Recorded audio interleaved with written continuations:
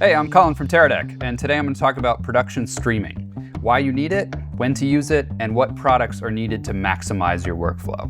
I'll break this video into two sections, although I'm going to focus primarily on local streaming for on-set viewers. We'll also talk about cloud streaming for viewers anywhere in the world. Local streams are for anyone physically on location. Hair and makeup, script supervisor, production team, at base camp, a producer, a director, or a client using their phones or tablets. You can also use an Apple TV in the production office, at base camp, in the green room, or parents that are near set. So our goal with Teradek TV was to make the viewing experience as easy as possible so that anyone that's granted access can pick up a device and start viewing right away. So let's start by looking at the Teradek TV Viewing App and see how easy it is for anyone with no technical experience, as long as they're granted access, can start viewing feeds right away. So first you're going to download the Teradek TV mobile app on Apple TV, iOS, Android, or Windows. When you open the app, you're going to see a prompt to sign into the cloud experience, but we're going to ignore that for right now. We're going to jump into the local devices. So at the bottom of the screen, you see local devices on your network. We'll jump into that tab, and now we see two cameras on our local feed. You can see that we're on stage 17 Wi-Fi, and here are the two cameras. So I can jump into an individual camera, or I can go into multi-view, and I can see both cameras. Now you can see that I had encrypted this stream, so I need to put in a password to make sure that I'm allowed to actually be viewing this stream on the local network. So I'm going to put in my password, and now I can see both streams. The next thing I can do as a viewer is I can just rearrange the content on the app. So I'm going to go into my cameras, and I'm going to actually put A camera on the left and put B camera on the right. So at this point, as a viewer, I can just be watching the streams. There's nothing else I need to do. If I'd like to, if I'm a more technical viewer, perhaps I do want to enable video tools. So I can go into the settings tab over here, and I can enable video tools at the bottom. Now, when I do this, I'll get a new tab at the bottom that is for tools. And so for each feed, I can turn on false color or peaking, perhaps magnify and zoom into a specific element within the frame. I can apply both LUTs and CDLs, and I can look at a waveform or histogram. If I want to adjust those settings, I can jump into the settings tab for that specific video tool, and I can adjust how that video tool is applied. The vast majority of users, however, they won't need these video tools, so we'll leave those tools off. The next thing I want to point out is frame grabs. So right now I have frame grabs enabled. I can save frame grabs only to the Teradek TV app, or I can save them to the device's Photos app as well. I can pre-name them, so I can give them a prefix. Let's say this is scene 22, and whenever I create a screen grab, by clicking on the camera icon in the bottom left of each frame, I can utilize a prefix, and then it will number each of my frame grabs. So perhaps I want to say this is scene 17, and it will automatically number each screen grab. Alternatively, I can actually name each clip individually.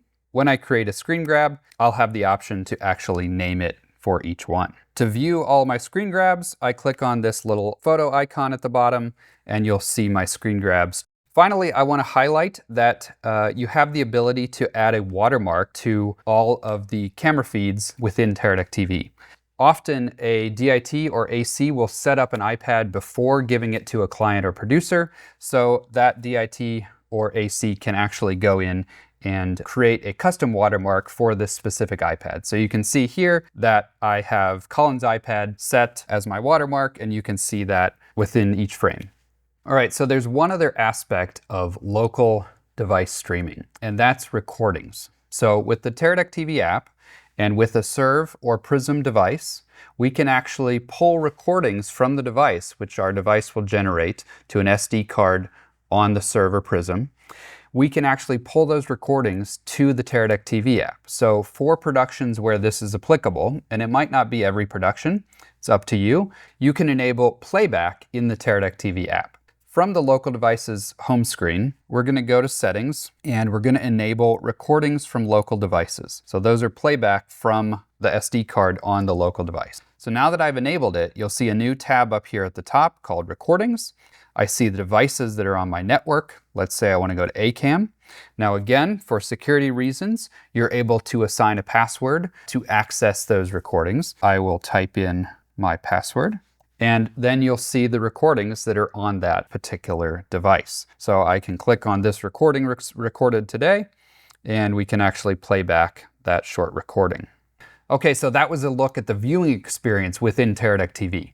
But now let's look at what it takes to set this up. So you're gonna need one encoder per camera. So an encoder might be a Serv 4K as I have here. It can also be a Serv Micro or a Prism Mobile. So the Serv 4K can be either on camera. You can actually get battery plates to mount directly on camera and then feed either SDI or HDMI into the device. Or oftentimes it can get a zero delay signal from a Teradek Bolt, for example, and so it can just live at Video Village. Additionally, you can use a Link-AX or other Wi-Fi router to aggregate multiple streams so that viewers can see multiple feeds at the same time. Now for local streaming, what does it cost? It's free, you just need the Teradek hardware. And you can stream up to 20 devices, encoders, plus viewing devices on the same network at the same time. So we're gonna first set this up assuming that we only have one camera, meaning we only need one Serv 4K. For the Serv 4K, most of the menu can be accessed from the front panel. But for more robust control, you can use the Serv app or you can use a web UI. So we'll start with using the app. So the first thing we're gonna do is we're actually gonna go to that front panel of the device. We've powered the device and we have a video input. What we're gonna do is go to the main menu. We're gonna click to the right. Okay, we're gonna go down to network settings. Here we are. Click over to the right and go into Wi-Fi settings. Now you might out of the box have your Serv Wi-Fi disabled, but again, we'll go into access point. So access point allows this device to create its own Wi-Fi network, so other devices can connect to it and access its content. Then we'll go back to the main screen. Now from the main screen, if we click down, we will see a couple of homepage statuses. The first one will be a Wi-Fi page that will list the network itself. So now that I know my network name or my SSID, I'm going to go to my phone and go to the Settings app and Wi-Fi, and I'm gonna find that network on my phone here. That was the Serv 4K 00145. I'm gonna join that network. So now that I'm connected to the network, I'll go to the Serv 4K app and we can see a preview and we can control all the settings from my phone. Now the other method of controlling the device is via the web interface. And I like to use the web interface when I can. If I have an iPad, I can just use a browser and I can pull up a more robust menu control. So from my iPad, I'm gonna do the same thing. I'm gonna go to the Settings tab. I'm going to go to Wi-Fi and make sure I'm connected to the correct network. So there it is, Serv 4K 00145. And then I'm gonna go to a browser and I'm going to type in the IP address that's listed on that same Wi-Fi page over here on the display. So that's 172.16.1.1. So I'm gonna type that in, 172.16.1.1. And that's going to pull up the web interface for this device. Now you can see it asks for a password. Again, we want to make sure everything is secure as possible. So the default password is the name of the device. So this is a Serv. So I'm going to type in Serv and then the last 5 digits of its serial number. The serial number also happens to be that SSID. So it's the 00145. So I'm going to type in Serv 00145. And now I've signed into the web interface, and here I have a much more robust control of this device. So now that I've joined the web UI, I want to just quickly go over all of the settings within this web UI. So the first tab here is Accounts. These are all the cloud services that we offer. So Teradek TV, Frame.io, Autodesk Flow Capture, or direct to a Amazon S3 bucket. But for now, we're going to ignore all of these cloud services because we're going to only focus on local streaming. So the next tab is the encoder configuration. So this is where you're going to set up all of your video settings, all of your audio settings. You have the option to do overlays and additional color management tools. The next tab is streaming. This is where you're going to set up your stream mode and all of your local stream settings, including password and encryption. The next tab is recordings. This is where you can configure internal recording via an SD card on the Serv 4K. Okay, up next is your network settings. This is where I can configure my Wi-Fi settings if I have a cell modem or wired connection. Then we have our system settings. System settings is where we can configure security of the web UI, so you can actually set up a password to log into the device. You can set date and time and Bluetooth. Finally is your maintenance tab. So maintenance tab is where you can look at the serial number, you can update your firmware, you can see that our device is currently up to date, and you can actually export diagnostics. So if you ever do have an issue with your Serv 4K, you can export a diagnostic and provide that to our support team who can help you troubleshoot. Okay, so now that we understand the basic setup of the web UI, I want to dive into the specific settings to set up a local only stream with just this one camera. Now, as a reminder, local streaming does not require any kind of internet connection. I'm only going to be connected to its network from my other local devices. So we're going to go back to encoder configurations and video settings. We can set up our resolution, our codec. HEVC is preferred because that's the highest efficiency codec. And then we can also set up our bitrate. Usually I suggest to set to auto and to medium or high quality. If you are getting artifacts or struggling to load the video, you can adjust your bitrate to minimum bandwidth, and that will help your stream. The other video setting to note is colorimetry. You can set to Rec 709 or 2020, or you can set to unspecified. And if you're streaming a log input, then you can actually apply a LUT so that it's properly managed from the Teradek TV app. Next, make sure your audio input is set up correctly. You can do embedded audio via the HDMI or the SDI, or there's a 1/8 phone jack on the Serv 4K, so you can pull in audio from a Comtech or other such device. Next, you can do color management via a 3D LUT or CDL, or you can actually connect LiveGrade and you can do live CDL adjustments as you're streaming. And then finally, you can do an overlay. So this is an overlay that's baked into the stream, and so you can list such things as a show name or a studio name. Okay, the next tab we want to go to set up our local feed is the streaming tab. So our streaming mode is Teradek Cloud. If you are struggling to get a clean stream, you can adjust the buffer length so that you add a little bit of delay. You can also enable the adaptive bitrate, which will adjust the video quality based on your network conditions. And then finally, we can enable our local stream settings. We can also enable encryption and apply a password to the local stream. So let's give it password here, Teradek, and now all users will need to enter that password before they can access this particular feed. And don't forget to hit save when you make a change. It lists the number of clients that you can connect to this device. So based on the current bitrate of the stream, we can see that our max number of clients is 20. That means 20 devices connected. So an iPad, an iPhone, all connected to the Serv 4K's network. The higher the bitrate, the fewer the viewers. So you can see that now I've increased the bitrate to best quality. The max number of clients is now 16. Okay, so now my Serv 4K is fully set up. What I'm going to do now is use a different iPad to connect to its network and provide that to the producer or the client so that they can be viewing that content. I'm going to make sure that my Wi-Fi is connected to this particular Serv 4K. So again, that's Serv 4K 00145. And then I'm going to go to the Teradek TV app. We see we have no internet connection, but that's okay because we're connected to the local devices. Now I see this particular feed in Teradek TV. I can click on that feed. Remember that I set up an encryption password, so I'm gonna add that password here, and now the viewer can go ahead and watch that stream. So at this point, I can hand this iPad off to whoever might need it. Okay, so what I want to do now is connect multiple cameras with multiple encoders to a single network. So Teradek offers the Link-AX, which is a Wi-Fi 6 router, but built for production. So unlike traditional Wi-Fi routers, it includes a gold-mounted V-mount battery plate, has a rugged aluminum chassis, it has mounting points so you can mount to a C-stand. So we're going to set up this Link-AX, then we're going to join its network. Now Link-AX offers both a 2.4 gigahertz network and a 5 gigahertz network. You may want to utilize the 2.4 because usually that's going to get you the most range, and it doesn't interfere with any of our Teradek Bolt products because those operate on a 5 gigahertz frequencies. So the first step to connect to the Link AX is to power it on.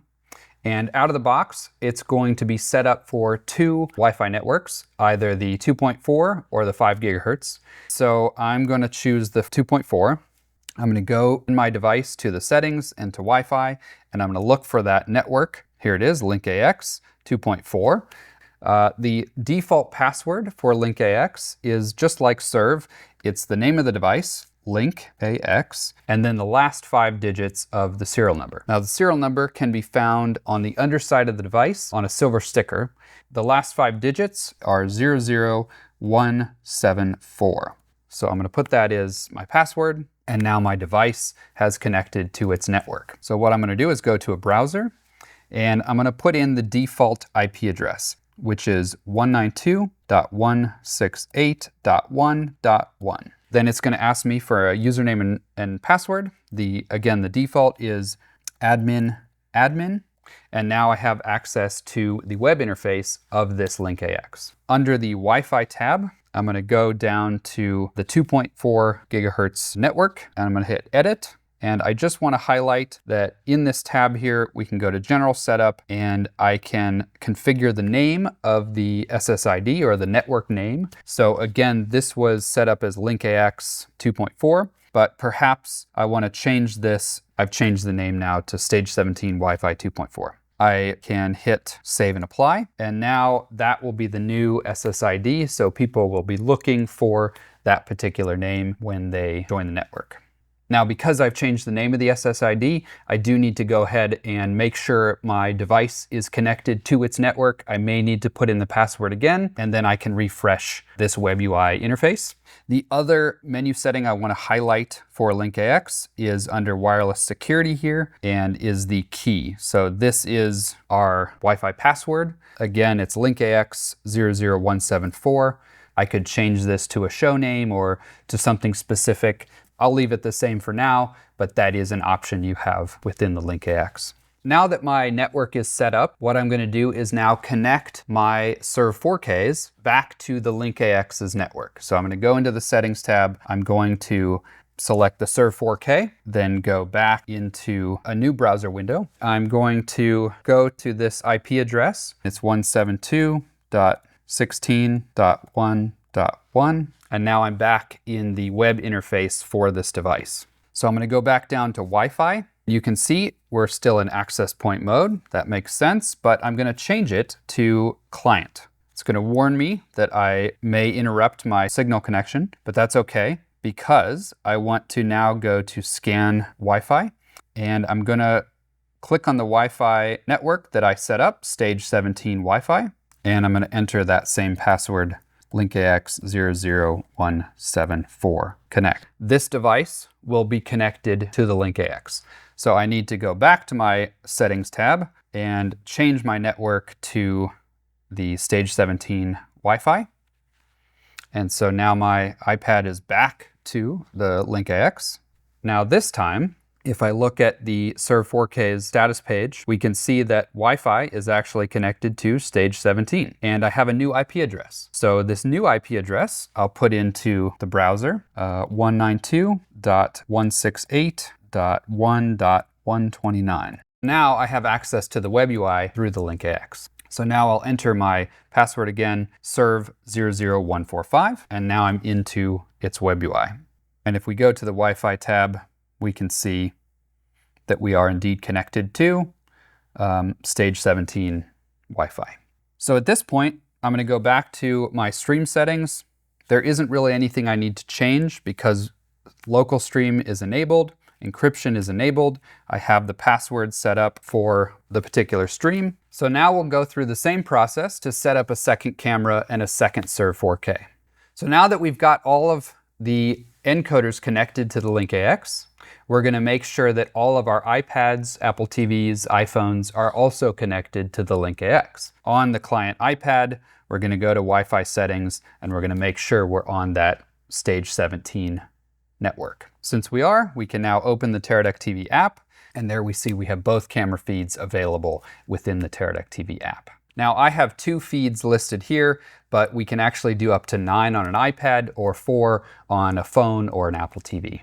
An alternative to a Wi-Fi connection between the Serv 4K and the Link-AX is a hardlined Ethernet connection, and the Link-AX will support up to 4 Ethernet devices. Okay, so to recap, everything we've done thus far is local-only streaming. We have no connection to the internet, and we have no subscription costs. We only have Teradek hardware and the free Teradek TV app. So the next way you can level up your production streaming workflow is to actually connect to the cloud. Who is cloud streaming for? You can connect remote creatives, producers, executives, clients, VFX houses, or editorial. It can also be used for camera-to-cloud workflows, meaning sending recordings directly to an editor or to a post facility. To connect to Teradek TV in the cloud, we need to get these devices online. So if you have an existing network, you can just connect that device to your existing network. If you're shooting in a location that does not have access to an internet connection, you can utilize Teradek Node and Teradek Data to connect via cellular. From here, you're going to go to Teradek.tv. You're going to create a project, you're going to connect your servs to the project, you're going to add users, and then you're going to share your streams and recordings to anybody in the world.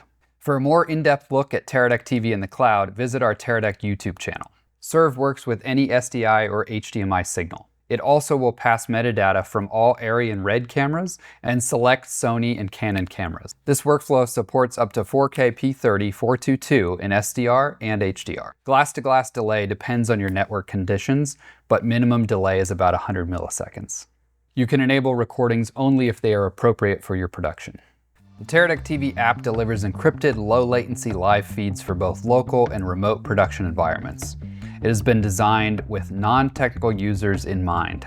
The Serv 4K can be pre-configured and requires little to no ongoing management. For more information, visit Teradek.com.